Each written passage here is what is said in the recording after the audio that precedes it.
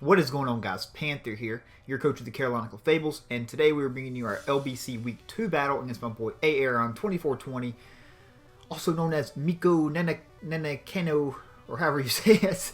And yeah, coach of the Calgary Infernapes. And so Aaron's a good buddy of mine, APA admin, of course, commissioner of the BBL. So I've known him for a good bit. Also, the god that got me into ginning my own teams finally, which is such a tremendous help.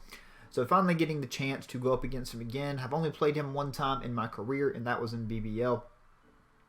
And yeah, he's got a very unique team here, so to speak. He drafted kind of unorthodox. I believe he took Blacephalon round 1 for Alligator round 2. But Aaron's a capable battler. He knows what he's doing. He's a good Wi-Fi player. So his team is nonetheless very scary. It's very offensive. I think that's the route he was really looking for with this draft, is just to have some fun and get a lot of big setup mobs. So yeah, let's go through my team. I have a Rock and Polish Landorus, a defensive Abomasnow, a Scarf Hydreigon, a bulky Rotom with Rocky Helmet, primarily for the Crobat, and yeah, because Crobat really matched up well against my team, so I was a bit surprised to not see it at team preview. SD Scolipede with 3 attacks, and finally a 4-attack Mega Glade with Ice Punch, Zen, Close Combat, and Shadow Sneak. So let's go ahead and jump into it. Just judging a team preview here, my best overall lead is going to be my Abomasnow. If he wants to lead off with the T-Tar, I can cancel out Sand immediately. Well, actually, he will actually get Sand back up on Mega Evolution, so my apologies. But I still don't die to the Edge, I believe, and I do threaten him out with the Wood Hammer. I could also pivot around into Glade or Orlando if I want to, but he does lead off with the Alakazam. So I want to kind of see what this thing's set is. So I'm going to go out into my Rotom Heat. Rotom Heat really serves no purpose here in this battle without Crobat. I still check the Torterra and the Excadrill with other members of my team, so I'm not really too worried about them. That damage is a crit. That crit doesn't really matter. Neither does the Spadef drop. It's still 2-hit KOing me, of course. Especially after hail damage with this follow-up Psychic / Psyshock. So not a big deal there. What this basically confirms, though, is he is most likely Focus Sash, just because he's not a boosting item. Usually, you either see Sash or Life Orb on this thing. So I'm going to go ahead and go out into my Hydreigon here.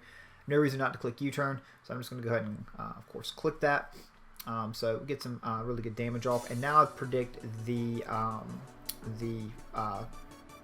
Dazzling Gleam on the the Alakazam. So I'm going to go out into my Abomasnow. I don't take much from that. Get Leftovers Recovery, of course. I'm actually going to get 2 turns because I'm just going to go for Ice Shard here on the following turn.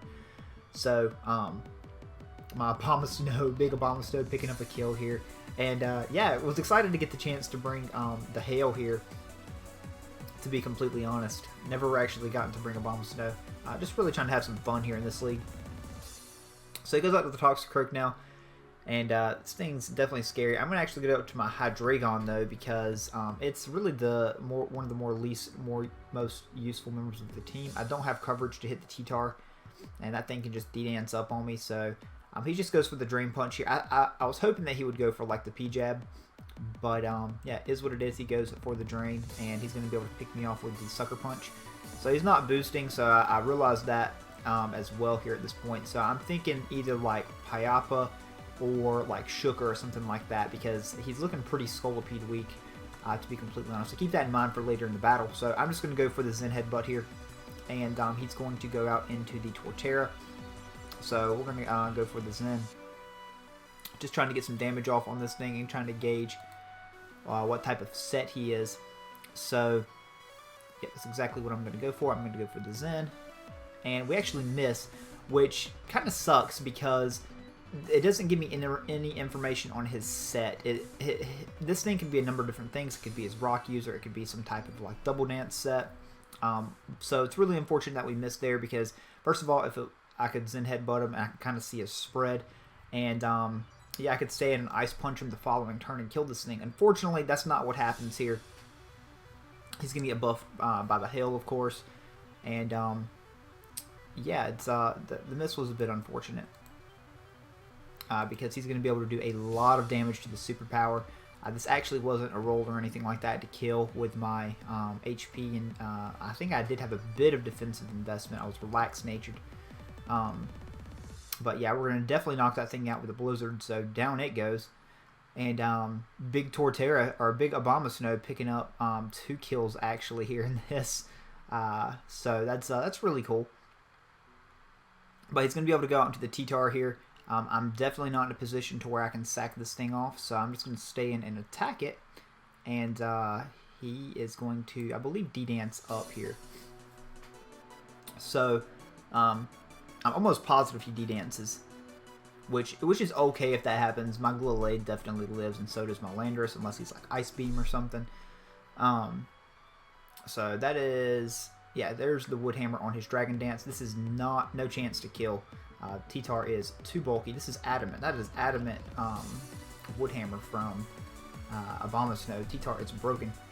So down goes my Abomasnow now. And we're going to go out into Glade. And he's going to be able to get off a good chunk of damage with the Fire Punch. We lived Crunch and everything like that easily as well. And we're going to be able to drain right back on up. I think I said close combat on this thing earlier in the battle, but I'm definitely drained. So this thing, in my opinion, forces in his Comfy here at this point. Unless Drill can kill. I forget if I was in range of Excadrill at this time or not.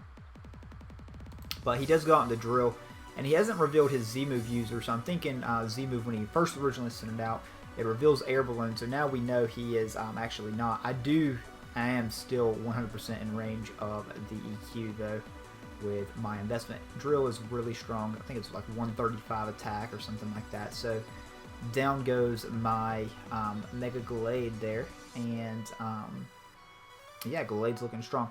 We got into Landorus, and I'm just going to set up my rocks in case that Toxicroak is Focus Sash, because I want my Scolipede to have a chance to win this game later. I'm not even thinking of Magnet Rise at this point, and he shows off the Magnet Rise, and now I know I'm in a bit of trouble there. So I'm calculating sand turns here at this point. I take a lot of time deciding my next move in this, and actually the sand turns line up perfectly for what I need, because this thing's got an SD to boost to beat me. And I don't really need to chip this thing down with Edge. I can pick it off with Earthquake from my Scolipede anyways on the following turn. But I've got to stall out Sand, and I've got to stall out the Magnet Rise, because of course Magnet Rise is only 5 turns as well. So as you can see, we end up living the Iron Head. We're going to go ahead and bust our Z move here on this turn as well. And like I said, I don't need to do this to put it in range of anything, but it is what it is. I'm going to be able to go out and Scolipede on this following turn and try to reverse sweep him with Scoldy at this point, which is actually looking pretty clean. I just have to get some plays right. So we're going to go ahead and drop that big Continental Crush. That's, as you can see, not going to do anything. It's quad resisted. And he's going to pick off my Landorus with the Iron Head. But now in comes Scolipede, who has an excellent chance to finish this game off, especially with Brock's up. So I'm going to go ahead and do what I need to do with the Excadrill in front of me. And just protect up here. And yep, there is the Iron Head on the Scolipede, and we're going to boost on up.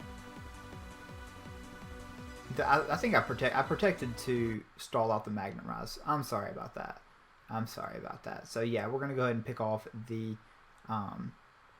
Excadrill with the EQ. Now I have the decision if I want to SD up here, or if I want to just attack with the P-Jab. And in my opinion, Shuka is on my mind for Toxicroak. So I'm thinking he could either just Draining Kiss me to just try to chip me down for the Toxicroak, plus my Life Orb recoil, or he's going to HP Fire here, which we spoke after the battle, and he actually almost clicked it, which would have done a hefty amount of damage to me, actually, to put me in range of the Sucker Punch. So kind of a 50-50 of sorts there, with the SD / attack play on the Comfy, because the Toxicroak does end up to be Shuka Berry after this, and of course it's completely out of range of Shuka without the Sword Stance boost. So is what it is there on that in-game turn. So, yep, we are going to end up actually losing this one in a close battle, but it's some really good prep on Aaron's part there, especially with the Shuka Toxicroak and, of course, the Magnet Rise on the Drill. I really thought I had the game in the bag before Drill showed off the Magnet Rise. And if he wouldn't have brought it, I think that was it, because Landorus was going to be able to pop the Toxicroak Shuka anyways at that point in the game. So I'm going to go ahead and get the EQ. You can see if he was not Shuka Berry, this would have easily knocked him out, and he's going to be able to finish us off with the Ice Punch. Even if not, he has like 7 more Sucker Punches to try to play around us with too. So we're going to lose this one 1-0 here to Aaron in week 2, and we are 1-1 with a positive 3 differential now going into our week 3 battle against Ultra player. Ultra actually took over for Sycamore. So we're playing a good player next week as well in Ultra, who's made some changes to his team. So hopefully we can pull that one out with a win. I think the top 6 teams make playoffs with this, and there's only 6 weeks left in the regular season. It's a pretty short season overall, so we really need to perform here in these last few weeks to be able to achieve our goal of making playoffs, first of all. But thank you so much for watching, guys. Hopefully you guys enjoyed some of the Abomasnow showcase here in this battle. Hopefully we can bring you some more of that later. I'm really excited about using this pairing here in the coming weeks. But yeah, guys, thank you so much for watching. I'm out. Until next time.